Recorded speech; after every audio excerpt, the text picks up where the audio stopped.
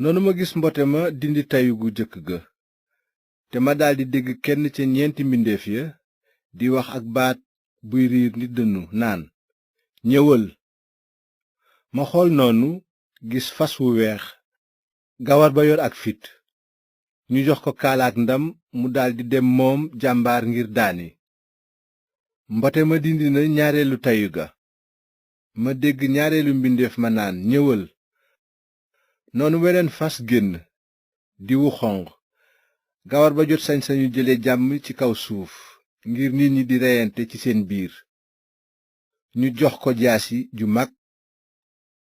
mu dindu ñetteelu tayu ga ma dégg ñetteelu mbindeef ma ne ñëwal.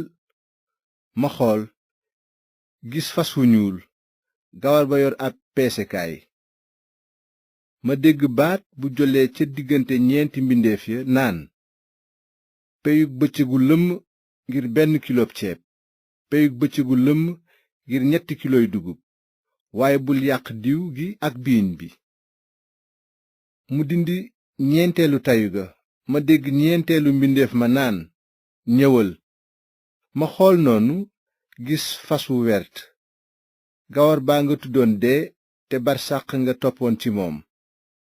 ñu jox ko sañ-sañ ci ñeenteelu xaaju àddina sépp ngir mu faat ak jaasi xiif mbas ak rabi àll yi.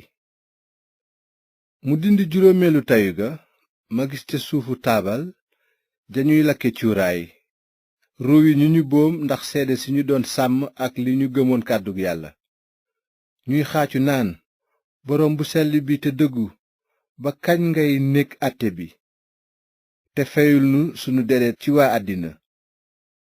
ñu jox leen ku nekk mbubb mu weex daldi leen ne ñu muñ tuuti ba kere seeni nawle ñëw te lim bi mat seeni nawle ci liggéey bi di seeni mbokk yu waa àddina waroon a boom ni ñoom.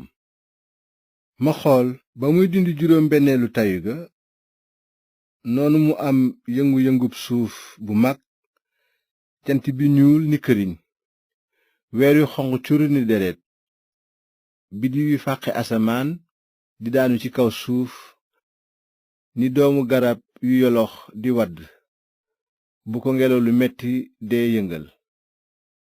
asamaan si dellu ni basaŋ gu ñuy taxañ tund yépp ak dund yépp randu fa ñu nekkoon. noonu buur yi àddina si kilifa yi njiiti xare yi boroom alal yi boroom kàttan yi jaam yi ak gor yi ñépp làqatu ji ci xunt yi ak ci ron doj yi tund yi. ñu naan tund yi ak doj yi daanu leen ci suñu kaw te nëbbu nu bëti ki toog ci ngàngune mi ak meru mbote mi ndaxte bis bu màgg bi seen mer di feeñ agsi na ku ci mën a rëcc